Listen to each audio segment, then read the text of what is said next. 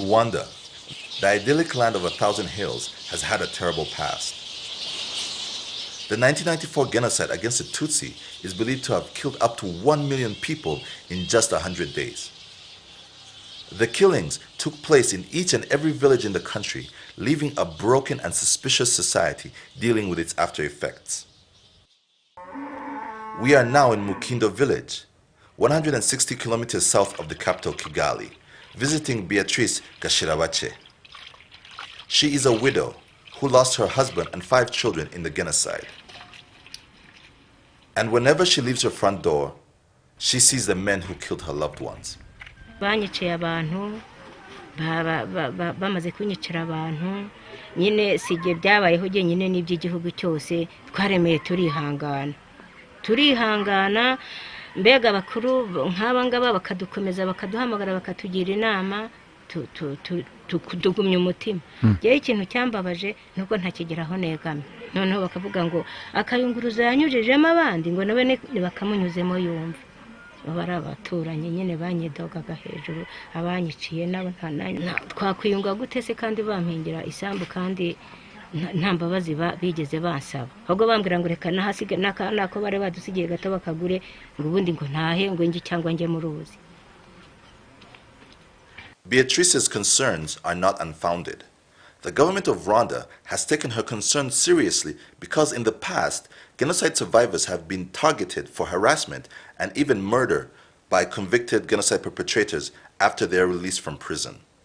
Hari ahantu hamwe na hamwe usanga rwosakirizo menace abantu kamerera nabi ariko niho hari abantu ahantu hamwe na hamwe usanga bagiproteje bagishyigikira ikintu kibi urumva ko ari ibintu bitacitse ibintu bikibi. Je suis venue ici pour voir Béatrice parce qu'elle a un problème terrible de justice. J'espère qu'elle vous en a parlé et nous trouvons qu'il y a une injustice qui lui est faite et nous voulons suivre de près et voir ce que nous pouvons faire.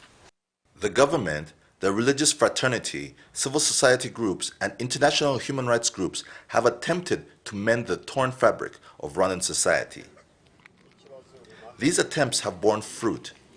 An association that brings together genocide perpetrators and victims called Village Yubumwe Nubwiyunje is one of the local civil society groups dealing with the aftermath of genocide. Right after the genocide, survivors believed that they would be slaughtered again, while others were afraid that there would be revenge killings. As a result of this tension, some individuals took the step to find out how there could be reconciliation in the community. This 250-member association is based in Mayange, Bugesera, 40 kilometers from Kigali. Members meet twice a week to discuss issues that affect them. Among the membership of this association is Pastor Etienne Gahiji, a genocide survivor, and Mateus Sendejeya, a genocide perpetrator. Pastor Gahiji often goes to visit Mateus at his home. I asked them both how Mateus's acts during the 1994 genocide affected their relationship. dufite amacumu dufite ibirere twambaye n'ibirere dufite ibirere mu mutwe twambaye na twambaye abantu ndabica batandatu turabahamba aho mu santere ruguru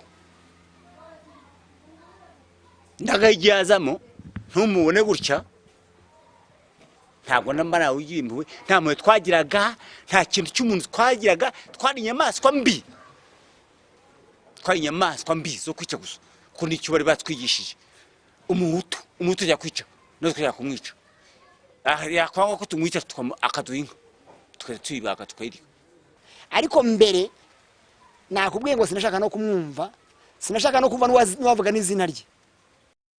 Mateus was imprisoned for almost a decade for the crimes he committed. Ngende muri gereza nari nzi ko umuntu wishe atabwa imbabazi n'ibijyaha nakoze ari inka nariyariye amahene iki n'amazu nashenye n'amabati bati nta muntu wishe usaba imbabazi ariko kuva nemeje ijambo ry'Imana gahiga kanyegera ati humura witinya numvise ikintu kigize gutya ndiye n'impungure numva zingeze ku mutima. While Mateus was in prison, he and Pastor Gahiji finally started discussing what happened in 1994.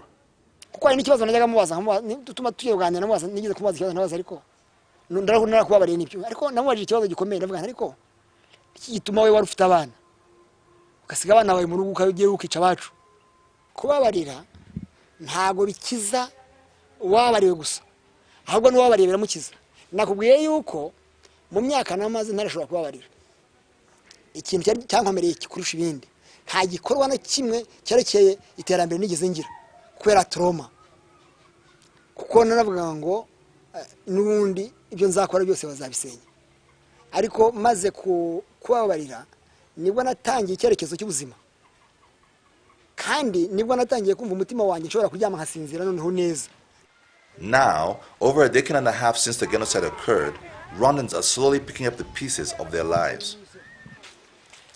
The Rwandan community is attempting to live in peace, and the example set by the members of Village Yubumwe N'Ubwiyunge Association gives us hope that the anti-genocide slogan, never again, will be taken to heart. Ikituma mvuga ngo twabigezeho teza kubona umuntu ahemuki niciye abantu dusangira umwana wakaza akarari wanje umwana wakaza akarari wanje noneho umugore akaza akarari wanje akampa amazi nkamubwira ati mpimodoka cyangwa mpikipiki akayinyohereza rwose umwe n'ubwiyunge hane bugesera turabufite neza rwose nk'ubu twicanye gutya numva Bikira Mariya andi imbere ntabwo wangira rwose umutima wanjye baweze nkuko umwana aba yonka nyina niko mbona gahiye